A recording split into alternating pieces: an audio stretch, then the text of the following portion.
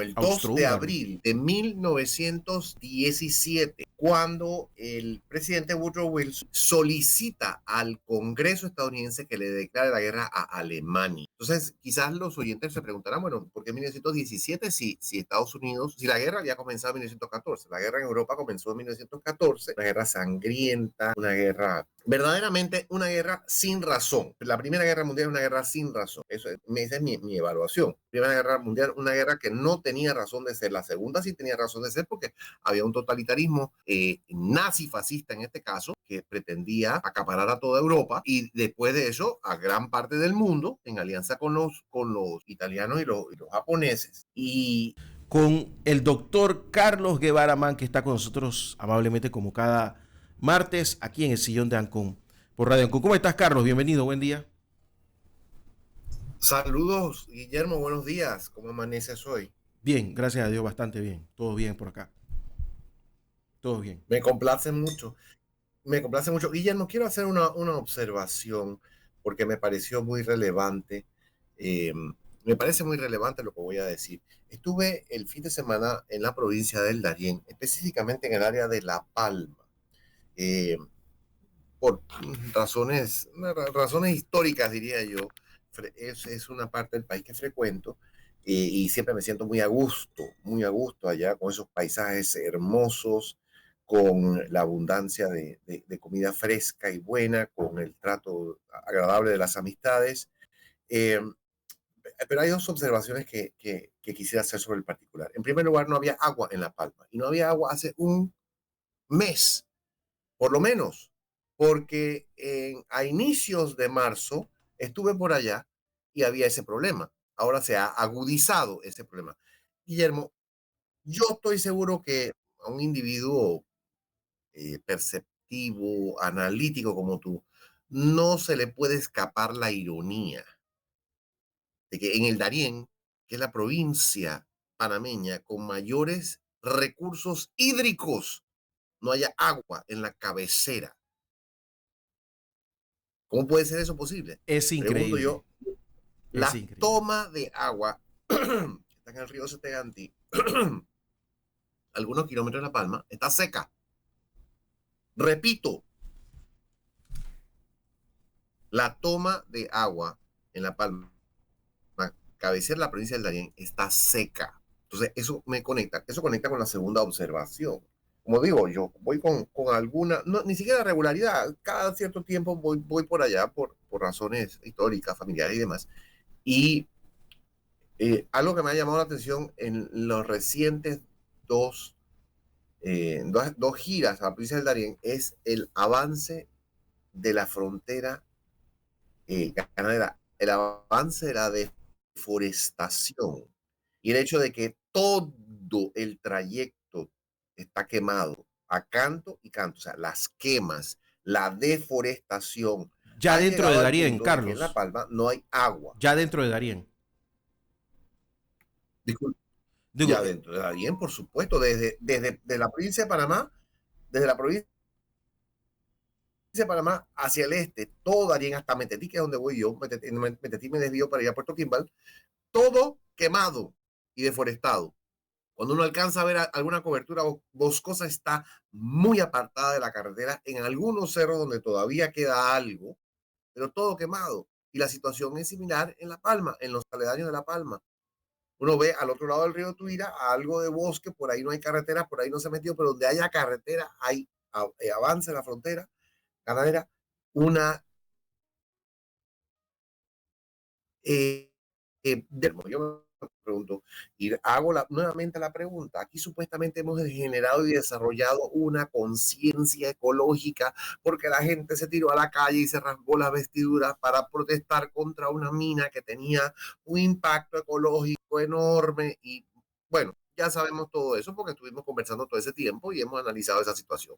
Yo no creo que aquí hay ninguna conciencia ecológica, Guillermo, donde no hay absolutamente ninguna conciencia ecológica para comenzar es en el gobierno, en la clase política, en el sector político. Ampliemos eso de gobierno. En el sector político, una gente inculta, bárbara, sin ninguna formación, ninguna sensibilidad y sin ninguna conciencia ecológica. Porque si hubiese en el sector político alguna conciencia ecológica, no tendríamos este problema. Pero es que tampoco está en la población, Guillermo. ¿Quiénes son los que deforestan? ¿Quiénes son los que queman? No son extraterrestres, no son marcianos, son panameños que todavía practican ese tipo de agricultura o que lo hacen por relajo, cuando en el caso de las quemas, o que lo hacen por una tendencia incendiaria. Pues sabe Dios cuáles son las razones, ¿no? En muchos casos es son prácticas ancestrales, verdaderamente ancestrales, prácticas agrícolas, verdaderamente ancestrales que no son sostenibles en la actualidad, no lo son. Hubiesen podido ser sostenibles cuando aquí había 200.000 personas, pero no cuando hay 4 millones y medio. Eso no puede ser. O sea, no se puede seguir practicando esa agricultura. Y el Ministerio de Agricultura hace años debería haber liderado esa transformación, esa revolución, Guillermo, en el sistema agropecuario panameño. Es que hay que parar de hacer eso. Hay un proyecto muy interesante que tiene ANCON, la Asociación Nacional para la Conservación de la Naturaleza, y pude conversar con uno de los activistas de ese proyecto, de integrar la conservación ecológica, la preservación ecológica con la preservación del bosque, para ser más específico, con la ganadería. Es posible hacerlo. No es necesario arrasar con una extensión de terreno por completo para meter allí ganado. No es necesario. Hay técnicas para integrar y se llama, el término que utilizó el amigo que estuvo con nosotros en la gira, que como dije, participa en este proyecto, es ganadería regenerativa. Tiene como propósito ir regenerando parte del bosque, o parte de la cobertura boscosa, por lo menos para asegurar que el bosque de alguna manera regrese y que haya algo de cobertura boscosa, algo de árboles en los potreros, que no tiene ni siquiera sentido para el ganado. Uno ve ese ganado sufriendo, pasando trabajo debajo del sol, eh, buscando algo de agua, buscando algo de sombras, sufriendo. Eso no tiene sentido tampoco, pero esa es la ganadería que se practica aquí en Panamá, desde que se introdujeron las reses en el tiempo de los españoles, y la de agricultura de tala y quema es la que se practica desde que los humanos llegaron a Panamá hace 14.000 años. ¿Ves? Entonces, eso hay que cambiarlo, eso no puede ser. Pero el punto mío es, Guillermo, no hay conciencia ecológica, porque si hubiera conciencia ecológica no tendríamos estos problemas tan graves. No, aparte de las tucas esas que salen, incluso algunas frente a las propias autoridades y ahí nadie se da cuenta. El tema de Darien es bastante lamentable. Mi estimado Carlos, vamos a hacer una cosa. La situación se ha agravado, sí. No, te iba a pedir, vamos a hacer una cosa. Mira, déjame adelantar la pausa, porque mi productor me está diciendo que estamos teniendo un problema con el streaming y vamos a hacer un pequeño arreglo de unos Sí. 2 o 3 minutos. Así que mientras tanto vamos a irnos a la pausa y regresamos de inmediato entonces para poder tener una charla continua. ¿Te parece? Ya estamos de vuelta con el doctor Carlos Guevara Mann aquí en el Sillón de Ancún. Carlos, bueno, tenemos varias efemérides para hoy importantes. Yo creo que la más relevante es el fallecimiento del Papa Juan Pablo II, que luego de una larga agonía, que por cierto no fue la única durante este siglo, pero quizás la más mediática por la época, todo el planeta estuvo pendiente, incluso los que no confesaban la religión católica. Así es, Guillermo, el 2 de abril de 2005 falleció el Papa Juan Pablo II después de un largo reinado. Había comenzado en 1978, o sea que reinó como Papa 27 años. Y fue un pontífice de la Iglesia Católica que ejerció gran influencia sobre el curso del catolicismo en años recientes. Todavía se lo considera, aún hoy, después del Juan Pablo II vino Benedicto XVI o Benedicto XVI, y después el actual pontífice, el Papa Francisco, son quienes nos han sucedido, pero se considera que que Juan Pablo II ha sido quizás el más influyente de los papas recientes. Eh, Antes de él, Juan XXIII tuvo gran influencia porque convocó el Concilio Vaticano II que reformó la Iglesia Católica, la hizo, la actualizó, digamos, la hizo más actualizada a los tiempos. Disculpa, tengo algo de alergia esta mañana. Ese viaje a Darién te dejó Entonces, resfriado. Juan XXIII la hizo un poquito más actualizada a los tiempos, gracias a, bueno, no fue él solamente, convocó el Concilio Vaticano II, que estuvo reunido entre 1962 y 65, si no me equivoco. Sí, se interrumpió por la El muerte concilio continuó después de la muerte de Juan XXIII, XXIII claro. con su sucesor, Pablo VI. Eh, pero, como digo, posteriormente,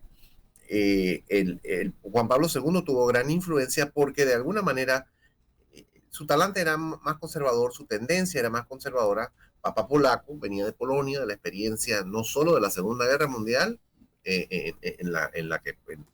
a la que tuvo que ajustarse, evidentemente, ¿no? En algún momento de su propia trayectoria, de su propia vida, estuvo escondido durante la Segunda Guerra Mundial en Polonia, eh, para evadir la persecución nazifascista, y posteriormente Polonia, que tuvo la desgracia que después de que salió la Segunda Guerra Mundial, el país cayó en manos del comunismo, y no solo del comunismo, sino que de la Unión Soviética, porque fue uno de los estados al este de Europa que fueron incluidos por la Unión Soviética en su denominada cortina de hierro, ¿no?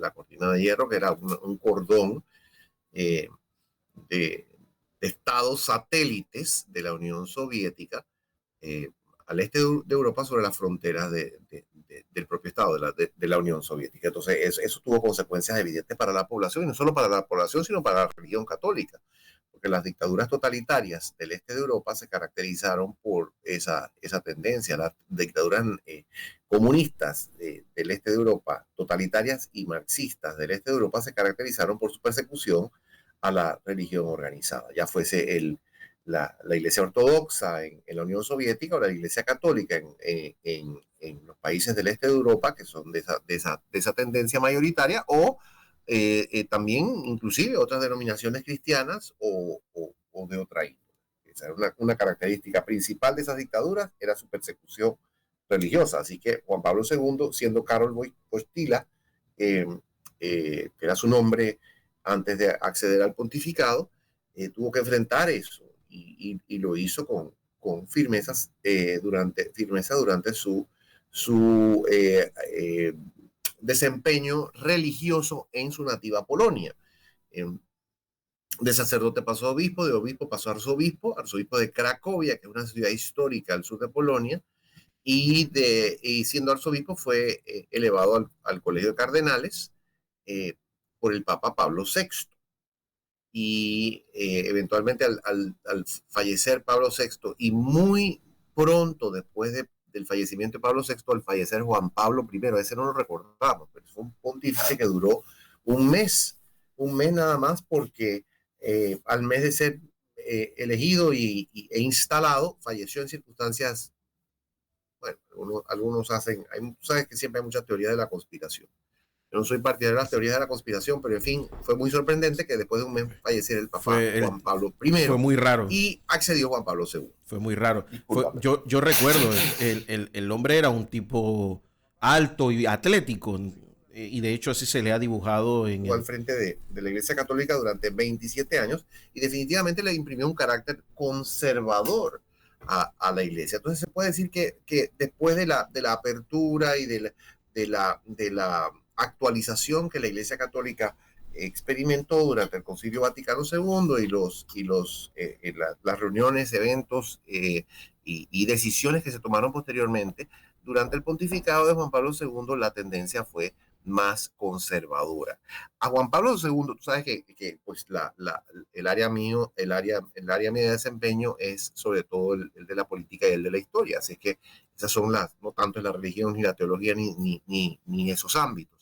Así es que yo miro mucho la política, y definitivamente se reconoce el aporte que hizo Juan Pablo II a la lucha contra el comunismo. Por supuesto que lo hizo de una manera, no la hizo con armas, no la hizo con ejércitos, no la hizo con subvenciones de ese tipo, pero sí, sí la llevó a cabo, sí la llevó a cabo de una manera, de una manera sutil dentro de los parámetros de lo aceptable del ámbito religioso, por supuesto, pero siempre infundiendo ánimo a la gente para que se enfrentara a ese sistema totalitario perverso, terrible, que tenía a Europa Oriental sumida en la opresión, en el atraso, en la desesperación en muchos casos. Eh, y entre los países de Europa Oriental a su propio país. Así que el aliento que produjo y el apoyo que dio a esos movimientos desde la perspectiva o desde el punto espiritual, desde el ámbito espiritual, fue muy valioso. Yo no sé si recuerdas, Guillermo, que en Polonia, a principios de los años 80, quizás desde finales de los 70 y a principios de los años 80, surgió de manera muy poco esperada un movimiento sindical que se escindió del Partido Comunista. Eventualmente el movimiento sindical se llamó Solidaridad, el grupo se llamó Solidaridad y estaba liderado por un obrero que se llamaba Lech Walesa. Eh, eh, ese grupo que surgió como un movimiento sindical, eventualmente se fue activando en la política en oposición al régimen totalitario. Y el apoyo que Juan Pablo II le dio a este grupo fue muy importante, fue un apoyo moral, como dije antes. No me refiero a que apoyaba de otra manera, me refiero al apoyo moral que le dio a este grupo. Pero fue muy importante para generar simpatías y no solo eso, sino respaldo en el extranjero. Así que a Juan Pablo se lo reconoce, Juan Pablo II se lo reconoce como uno de los adalides en la lucha final contra el totalitarismo eh, soviético, el totalitarismo eh, eh, marxista que imperó en el este de Europa durante la Guerra Fría y que tantos problemas trajo a los pueblos de esa región. Carlos, te quería hablar un poco también de un presidente del que se habla muy poco, ¿ah? Que no es como muy popular en América Latina, que es Woodrow Wilson, que fue el que le pidió a su Congreso declarar la guerra en Europa a los imperios y a Alemania. Bueno, a todos los imperios, al Imperio Otomano, al Imperio Alemán, al Precisamente fue en esta fecha, Guillermo, el 2 de Austrohúngaro. abril de 1917, cuando el presidente Woodrow Wilson solicita al Congreso estadounidense que le declare la guerra a Alemania. Entonces, quizás los oyentes se preguntarán, bueno, ¿por qué 1917 si Estados Unidos, si la guerra había comenzado en 1914? La guerra en Europa comenzó en 1914, una guerra sangrienta, una guerra, verdaderamente una guerra sin razón. Esa Segunda Guerra Mundial, la Primera Guerra Mundial es una guerra sin razón. Esa es mi evaluación, con toda modestia. Mi evaluación de la Primera Guerra Mundial, una guerra que no tenía razón de ser. La segunda sí tenía razón de ser porque había un totalitarismo nazi-fascista en este caso, que pretendía acaparar a toda Europa y después de eso a gran parte del mundo en alianza con los italianos y los japoneses. Y pues eso, la única manera de detenerlo era a través de una guerra. Pero la Primera Guerra Mundial, ¿cuál era?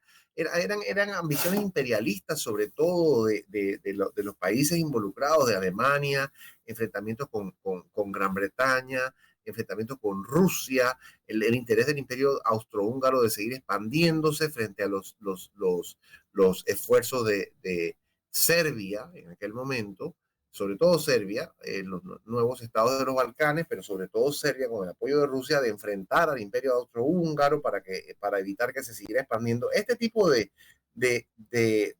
razones son lo que hay detrás. Y en realidad cuando la guerra inició en agosto de 1914, la expectativa es que iba a ser una guerra corta. Se equivocaron, porque toda la maquinaria bélica de Alemania, toda la maquinaria bélica del imperio británico, y bueno, de Francia en cierta medida, aunque los franceses pues demostraron no tener tanta beligerancia, pero el Imperio Británico sí, y tenía una alianza con los franceses y con los rusos al otro lado. Entonces, toda la maquinaria bélica de esos países, el Imperio Austrohúngaro por parte de las potencias centrales en apoyo de Alemania, ese poderío bélico se puso al servicio, que se había ido acumulando durante décadas, se puso al servicio de la guerra, al punto que llegaron a un atolladero. Ya en 1917 había un atolladero, la guerra no iba ni para allá ni para acá. Hubiese sido, si Estados Unidos no entra, hubiese sido muy posible que Alemania ganara la guerra. Y ese es a pesar de que el imperio británico estaba todo, había participado, había entrado de frente a la guerra. Tú sabes que los británicos reclutaron a cientos de miles de súbditos en sus colonias y territorios dependientes para que fueran a pelear a la guerra, a cientos de miles de indotánicos.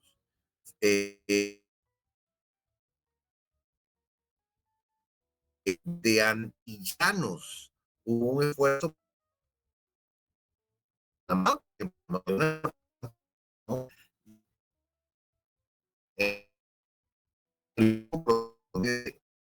de las Antillas británicas y se consideraban súbditos británicos. Así que una de las labores de la delegación británica en Panamá era reclutar en Panamá, en Centroamérica, a antillanos, lo mismo que los gobernadores de las distintas colonias en las islas del Caribe también se dedicaban a reclutar hombres para participar para enviar al frente de batallas, ¿no? Y entonces ahí hubo que superar la tendencia racista que había en algún momento. La necesidad se impuso al racismo, Guillermo, porque ante la suspicacia de que personas pongámoslo entre comillas, otras razas pudiesen participar en estos ejércitos tradicionales europeos, se impuso la necesidad de fortalecer el ejército británico frente al asedio de los alemanes. Entonces la guerra se caracterizó en Europa, sobre todo en el frente occidental, que es el frente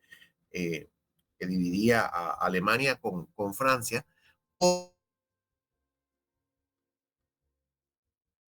en trincheras, y allí se metían los soldados durante semanas, durante meses. Imagínate tú estar viviendo en trincheras, estar subsistiendo en trincheras durante todo este tiempo, disparándole al otro, al enemigo que está a unos cuantos metros y con una mortandad, con condiciones de contagio, de enfermedad, de hacinamiento. Bueno, una cuestión horrible que no tenía razón de ser.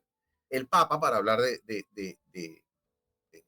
del pontificado, hablamos hace un instante de de Juan Pablo II, el Papa en aquel momento, que era Benedicto, yo no me acuerdo si 14 o 15, pero era un Papa Benedicto XV. Benedicto XV. sí, durante la Segunda Guerra Mundial, hizo varios llamados a que esta insensatez terminara de una vez por todas, pero no terminaba. Entonces, hay algo muy interesante, Guillermo, muy interesante, una curiosidad, así como el Imperio Británico, así como buscaba fortalecer su esfuerzo bélico con, bueno, no serían aliados naturales, ¿no? Sus colonias, los dominios británicos, Canadá, Nueva Zelanda, Sudáfrica, Australia, esos eran dominios de la corona. Ya tenían, eso significa que ya se gobernaban, ya tenían autogobierno. Estos países ya tenían su propio autogobierno dentro del Imperio Británico, pero ellos contribuyeron también significativamente. Había un batallón, o varios batallones, no uno solo, un contingente canadiense, contingentes sudafricanos, contingentes eh, australianos, neozelandeses, además, por supuesto, de los territorios dependientes como la India, que mandaron cientos de miles sobre todo a luchar contra el Imperio Otomano. Recordemos que el Imperio Otomano, antecesor de la actual Turquía, era aliado, de Alemania y de Austria. Entonces, así como los británicos intentaban reclutar aliados, intentaban fortalecer su esfuerzo bélico trayendo recursos, recursos humanos y recursos minerales y económicos de sus territorios dependientes, también trataba de hacerlo Alemania, de reclutar aliados. Ya con Austria-Hungría ya no era suficiente con Austria-Hungría y con el Imperio Otomano necesitaban más. Entonces, ¿a quién se les ocurre? Imagínate tú esto. A México. Se les ocurre que México podía ser aliado de Alemania. Y Estados Unidos, como digo, que no había entrado en la guerra porque existía en aquel momento una tendencia muy fuerte contraria al involucramiento de Estados Unidos en esa guerra, como la hubo después en la Segunda Guerra Mundial, también había una tendencia muy fuerte en Estados Unidos para no involucrarse. Pero la Primera Guerra Mundial era muy, muy fuerte, todavía más fuerte quizás, y eh, eh, el gobierno liderado por Woodrow Wilson, que es uno, bueno, para comenzar, es el único presidente, el único politólogo que ha sido presidente de Estados Unidos. Era especialista en ciencias políticas, fue presidente o sea, rector de una universidad, el único académico que ha sido presidente de Estados Unidos, de todo lo que ha tenido en 200 y tantos años, el único académico ha sido Woodrow Wilson. Eso no quiere decir que estaba libre de prejuicios y de actitudes muy nefastas en contra de otras razas, entre comillas. Pero lo que quiero decir es que era un hombre pensante, un hombre que tenía una formación muy esmerada y unos criterios muy académicos, por lo menos muy amplios. Entonces estaba bien preparado para ser presidente de Estados Unidos en ese sentido, en otros quizás no tanto. Él sí se daba cuenta de la importancia y de la necesidad de que Estados Unidos, o sea, se dio cuenta de que eventualmente Estados Unidos iba a tener que entrar a la guerra, porque Alemania como parte de su estrategia de guerra, se dedicaba a hundir barcos, pues, los barcos mercantes. Los barcos mercantes evidentemente surtían al Reino Unido de sus necesidades, pero no participaban en la guerra. Entonces, para subvertir esa cadena de suministros que empleaba barcos estadounidenses y de otros países neutrales, pero sobre todo estadounidenses, Alemania decidió pues, hundirlo. Entonces, un día estos barcos los torpedeaba y esto era un desastre, ¿no? Un desastre. Esto indignaba profundamente a Estados Unidos. Pero la gota que rebasó la copa, Guillermo, fue el intento de Alemania de reclutar a México. Eso fue una trastada mayor. ¿Qué pasaba en México en aquel momento? Bueno, México estaba en medio de una revolución. México tenía un gobierno sumamente inestable. Bueno, digamos que era un gobierno revolucionario en aquel momento, una sucesión de personajes en el poder ejecutivo, una guerra civil, pues era una revolución, la famosa Revolución Mexicana que se había desencadenado y que estaba protagonizándose en aquel momento, o sea que era un caldo de cultivo para este tipo de digamos que de alianza, ¿no? Porque el país tenía una debilidad interna significativa en ese momento por encontrarse en un proceso revolucionario y al mismo tiempo recordemos que México tenía un resentimiento histórico contra Estados Unidos. No es descabellado pensar por qué. Pues unas décadas antes, unas 7 décadas antes, en 1846-48, Estados Unidos le declaró la guerra a México y como resultado de esa guerra, México perdió casi la mitad de su territorio. Tuvo que cederle a Estados Unidos. Estados Unidos sí pagó una compensación y que si no era ni ninguna compensación. Eso fue un despojo. Y esa guerra fue una guerra total y completamente injusta, esa guerra de 1846, y fue un abuso que cometió Estados Unidos. Entonces, por supuesto que había ese resentimiento. Entonces, se iniciaron las negociaciones secretas entre el Reich, que era el Imperio Alemán, y el gobierno de México, que era un gobierno, como dije, un gobierno temporal, inestable y demás. Aunque ya el presidente tenía varios años de estar en el poder, pero de todas formas era un gobierno inestable por las condiciones de la guerra interna que se libraba en México. ¿Y cuál fue la promesa de los alemanes a México? La promesa fue que si los mexicanos apoyaban a Alemania, en la victoria iban a recibir de vuelta el territorio que Estados Unidos les había arrebatado en 1848. Imagínate tú eso, imagínate tú esa propuesta. Entonces, los mexicanos, mira, que fueron prudentes en aquel momento, como que se interesaron, no dejaron de conversar, pero también calibraron bien su participación, o sea, no quisieron comprometerse de una vez. Todas estas eran negociaciones secretas, por cierto, y ya voy a decir cómo fue que se tuvo conocimiento de este hecho. Lo diré enseguida. Pero mientras tanto, vuelvo a las conversaciones que había entre el ministerio en Berlín y el gobierno mexicano. Las conversaciones se hacían a través de la legación alemana en México y en ese tiempo no se llamaba embajador, se llamaba ministro. El ministro de Alemania en México recibía instrucciones de la Cancillería alemana o del Ministerio de Relaciones Exteriores de Alemania en Berlín. Los mexicanos no estaban interesados, escucharon la propuesta, y ese episodio histórico es muy interesante y merece una mayor exploración porque es algo que la gente no sabe. Por supuesto que escucharon la propuesta porque convenía a México, primero que todo para solidificar el gobierno, que era un gobierno, como dije, un gobierno inestable en medio de una situación revolucionaria, y en segundo lugar para obtener reivindicaciones frente al despojo del que habían sido objeto 7 décadas atrás. Pero no se comprometieron porque yo creo que los mexicanos calibraban mucho mejor que los alemanes cómo era Estados Unidos y cuál era su poderío y cuáles eran sus posibilidades.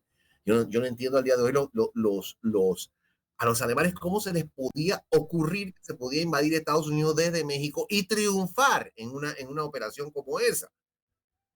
Evidentemente lo querían hacerlo como una acción preventiva o querían picar por delante, como decimos corrientemente acá, para evitar que los estadounidenses eventualmente los atacaran. Fue algo parecido a lo que ocurrió en 1941.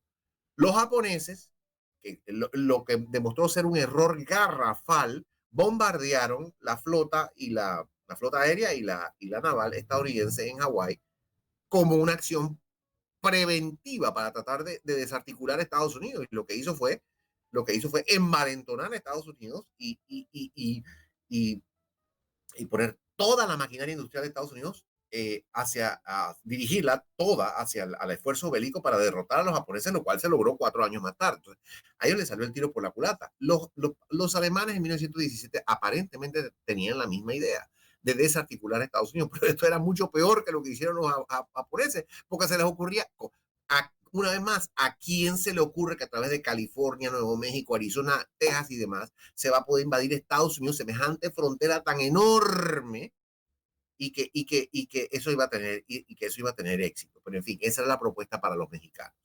Los mexicanos la escucharon, pero no se decidieron. ¿Qué pasó? Esto es lo interesante, interesantísimo.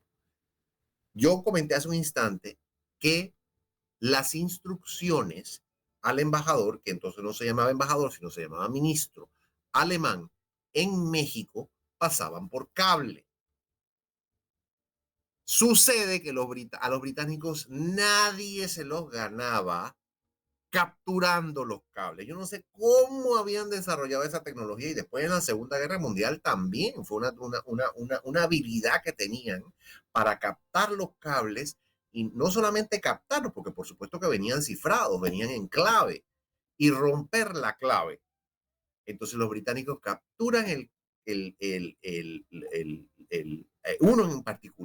uno en particular que se llamó el telegrama Zimmerman. El telegrama Zimmerman es el nombre del ministro de Relaciones Exteriores.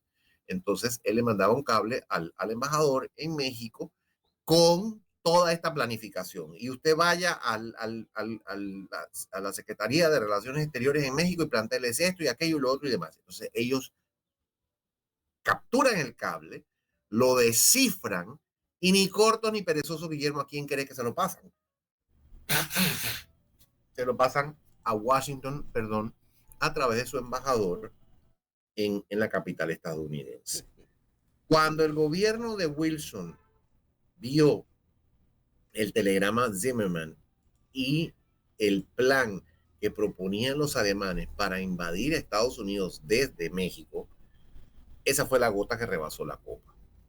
Ellos retuvieron la información un tiempo con motivos de análisis o sea, se mantuvo en secreto la existencia del telegrama Zimmerman se mantuvo en secreto durante un tiempo, pero a principios de marzo, ya el gobierno de Estados Unidos, el gobierno del presidente Wilson, comunicó a la población divulgó la existencia del telegrama. Y ahí he visto los titulares del New York Times, del titular del New York Times que abarca toda la página, toda la cabecera del periódico, con la noticia del telegrama Zimmerman, que por supuesto a Estados Unidos indignó al público estadounidense y cambió la actitud una actitud mayoritaria de pasividad o pasividad es una palabra, de aislamiento frente a lo que ocurría en Europa, a una de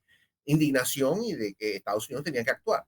Encima, para colmo de males, en los días siguientes creo que los alemanes hundieron otro barco, así que eso ya terminó de recontra rematar.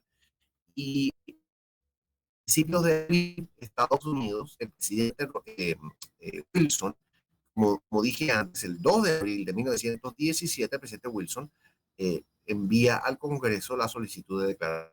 La guerra se declara 4 días más tarde, el 6 de abril. No se declaró inmediatamente, hubo una deliberación mientras el Congreso se reunía, porque acuérdate que en aquellos tiempos algunos congresistas no estaban, tenían que regresar a Washington, lo que fuera, pues mientras se reunía el Congreso y demás, transcurrieron 4 días y eventualmente el 6 de abril Estados Unidos le declaró la guerra.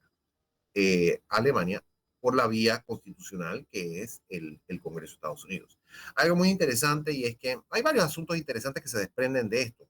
En primer lugar, como aliado incondicional de Estados Unidos, es más bien como territorio dependiente o como república satélite de Estados Unidos, porque eso es lo que éramos en ese momento. Panamá también le declaró la guerra, pero no lo hizo a través de los canales constitucionales.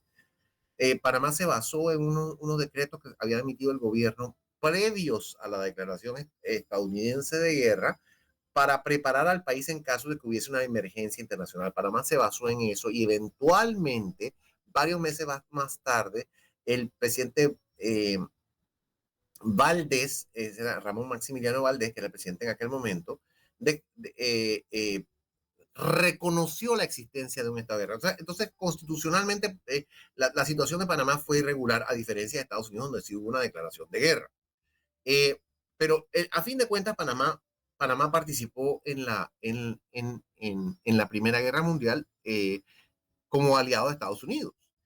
Y yo en un par de ocasiones escribí sobre el particular, porque es muy curioso lo que sucedió y también muy desafortunado. Estados Unidos, por supuesto, que enseguida cerró el canal en contravención a lo que decía el convenio de Constantinopla, que supuestamente regía como régimen de neutralidad del canal de Panamá. En contravención a la Convención de Constantinopla, Estados Unidos cerró enseguida el paso a los buques alemanes. Ahora, otra cosa no se esperaría, porque yo no espero que si Estados Unidos controla un canal, va a permitir que pasen los buques de un país con el que está en guerra. Eso no tiene ningún sentido. Pero en fin, era una contravención al convenio de Constantinopla. Eso en primer lugar.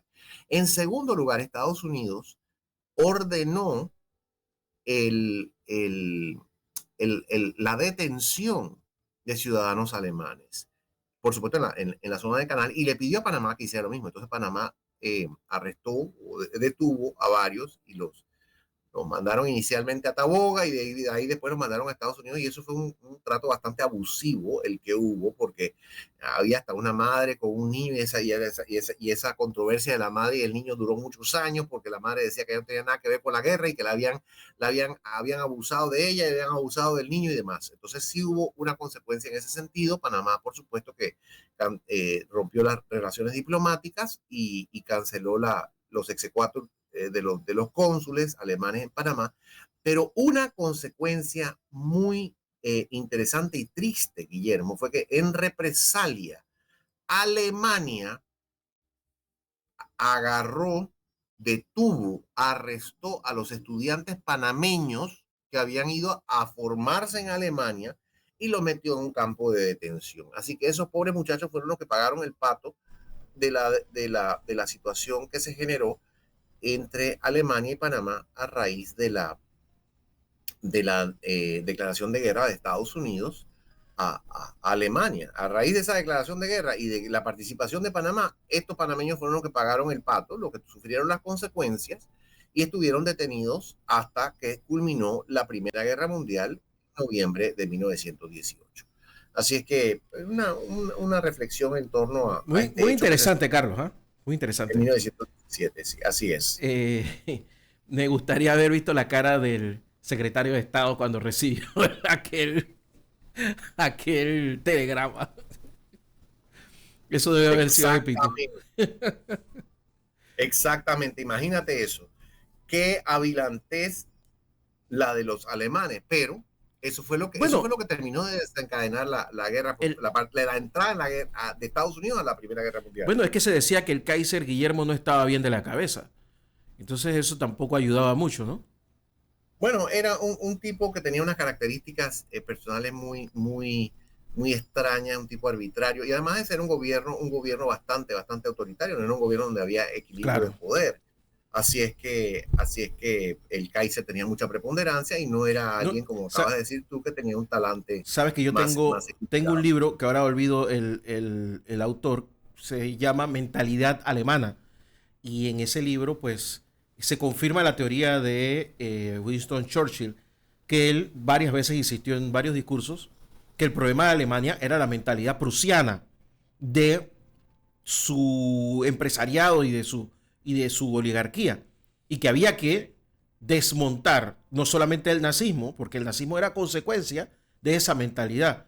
Eh, Claro, y por eso claro. la desnazificación fue bastante exitosa, pero no total. Fíjate que todavía el germen anda por ahí, ¿no?